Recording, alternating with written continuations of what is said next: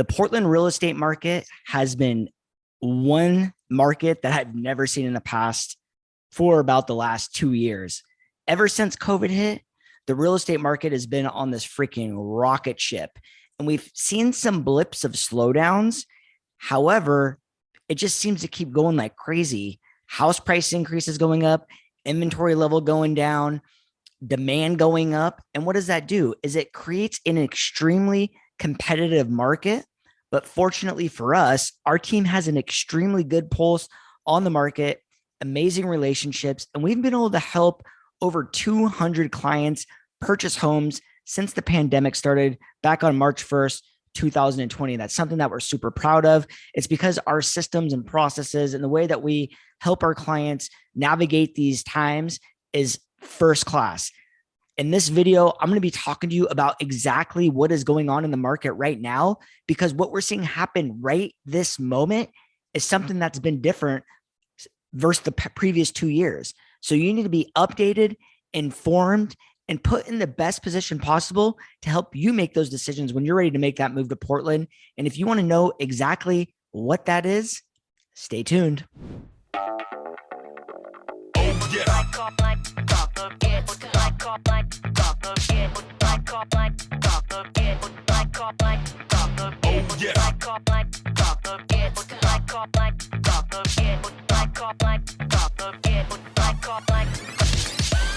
Hey, what's up, everyone? This is Jesse Dow with the Real Agent Now group right here in Portland, Oregon.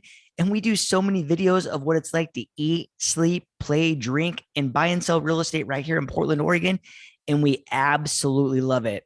So if you want to get more videos of what it's like to live in Portland, Oregon, go ahead and click that subscribe button and tap that little bell so you're notified each and every time we drop a new video. And honestly, we are getting so many calls from clients wanting to talk about Portland, relocate, and we absolutely love it. So if you want to get a hold of us, you got to give us a call, shoot us a text, send us an email, or even schedule that pigeon carrier.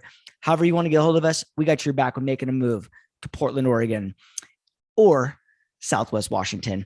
So you guys, I'm telling you right now, the real estate market has been in this crazy environment for the past 2 years.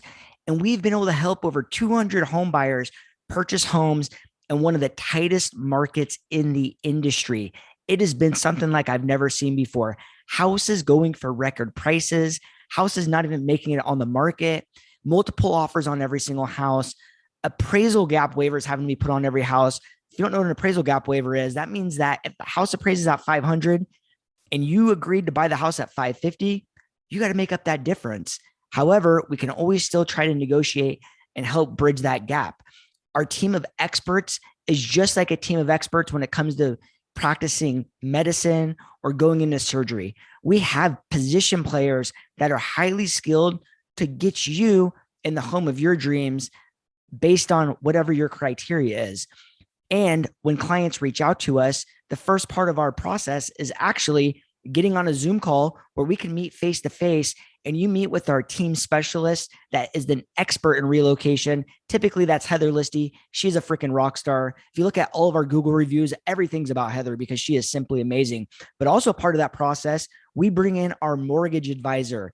Whether you're working with the lender or not, doesn't matter to us.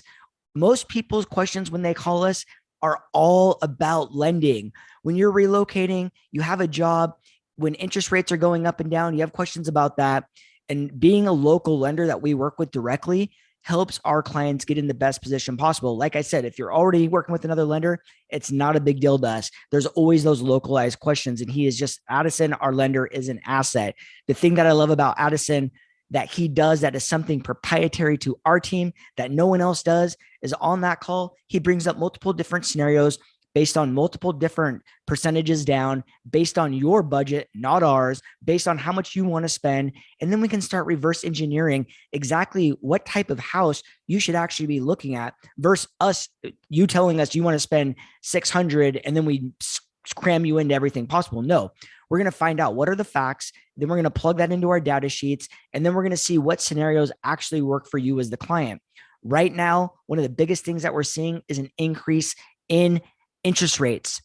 Now, we were very blessed to have interest rates in the 2s the threes, and the fours for a couple years.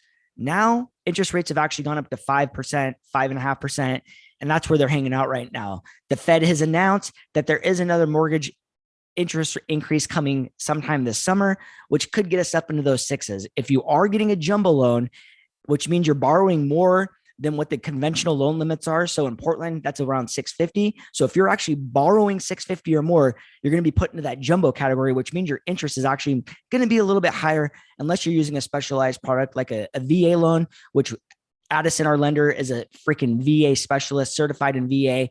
Or if you're using a doctor's loan, doctor loans are amazing. And there's a few other specialized products out there for people, but it always depends on what your scenario is. So then once we see everything, we can plug it into the system and bada bing, bada boom. I want you to know that when people hear interest rate increases, they typically are thinking doom and gloom.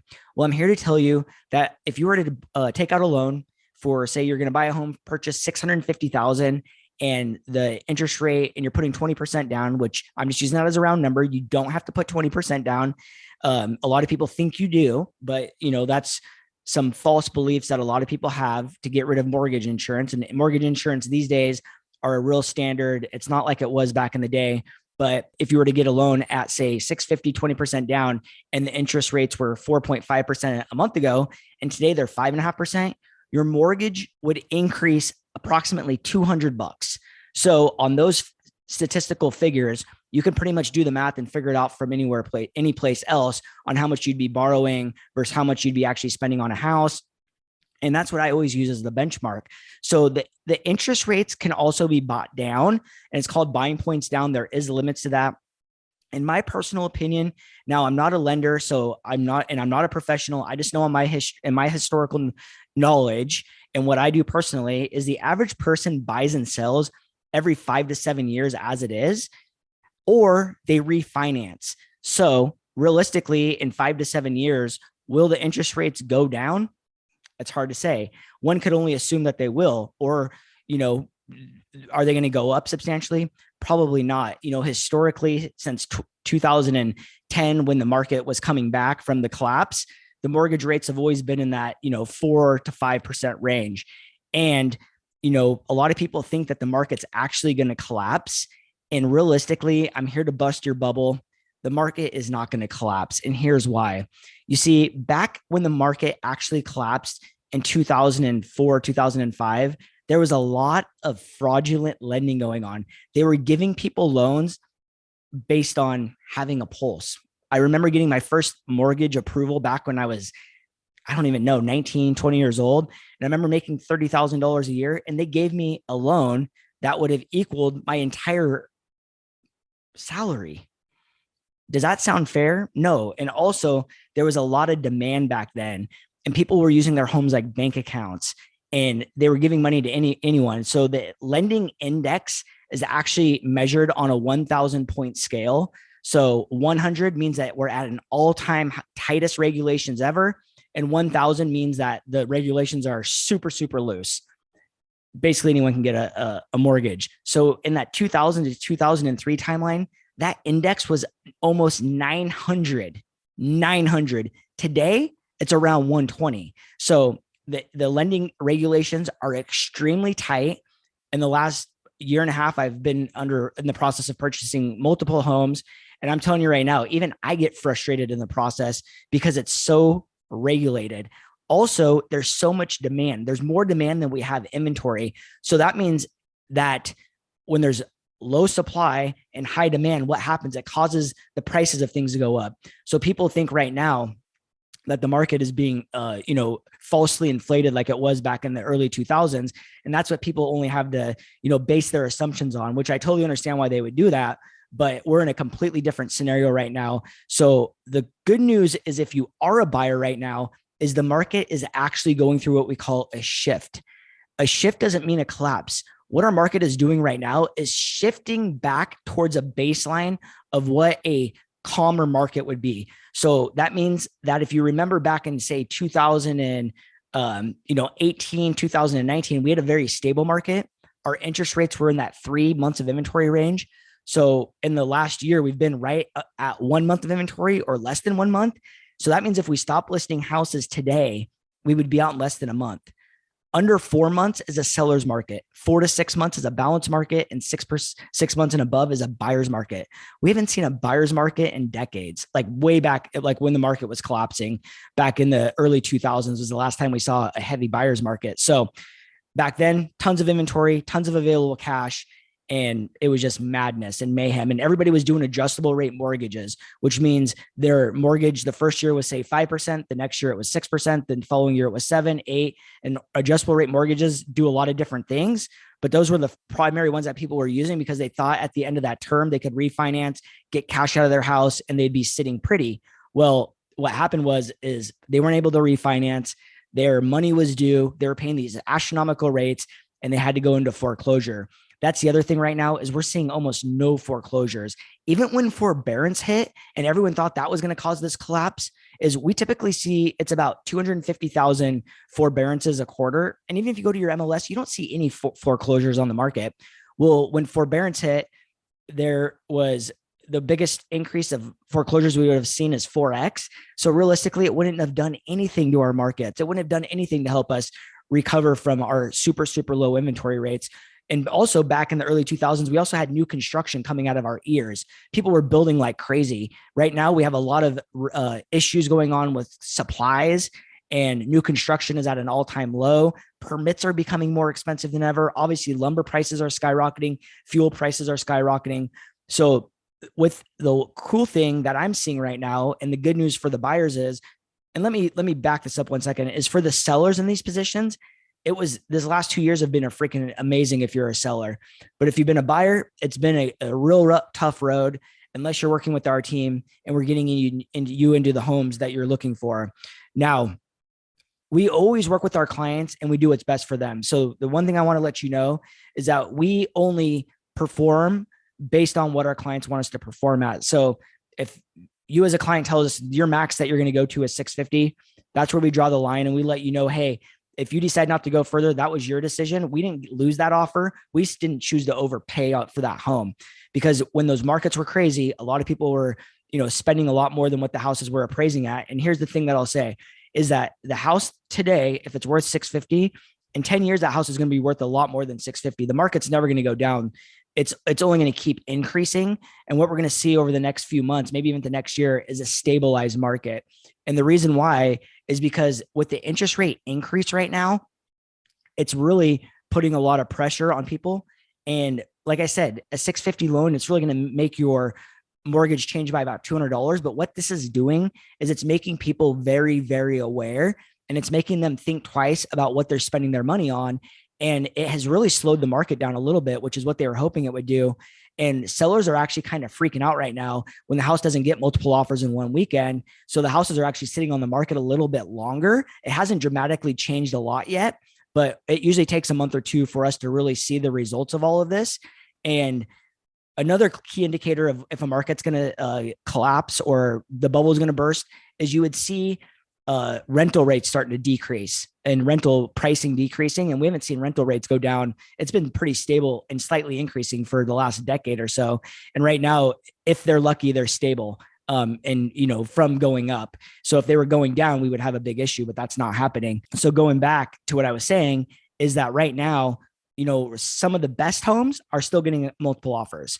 I'm talking creme de la creme, best homes on the market, multiple offers. But for the typical standard, we're seeing the houses get 1 to 2 offers maybe, and it's not a feeding frenzy like it was. And this all changed in the last couple of weeks. Here's the other piece I want to tell you is that the summer selling season is not what people think it is. Everyone thinks the summer is the busiest time of the year. The summer is actually one of the slowest times of the year. The busiest season is actually the spring, March and April. When does that cause homes to close?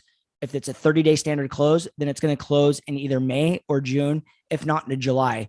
People want to have their homes sealed up and done before the summer starts because they want to enjoy their vacation. And then people start hitting the markets back around September, October, which usually leads for a November, December closing, which is why in the last couple of years, we've had record, Thanksgiving and Christmas holiday closings. It's been really, really rapid. And people have been, really, really put into these positions where they have to pull the trigger, be very forceful with their offers, and, let us be as aggressive if we need to be. And we have, like I said, helped over 200 clients be positioned in homes that they really wanted.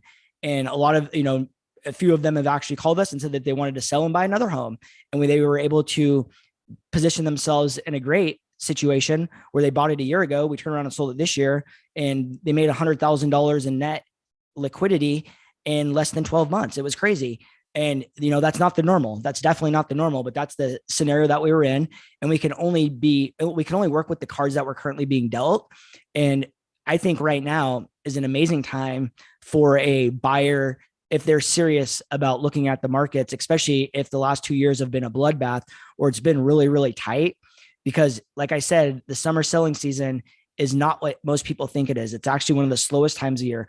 I refuse to allow my clients to list their homes in July and August just because I know the markets are very, very slow. So typically when people are putting their houses on the market during those timeframes, it's because they have to. Working with our team of skilled professionals, like I was saying, it's just like going into surgery. And that's the way we look at it.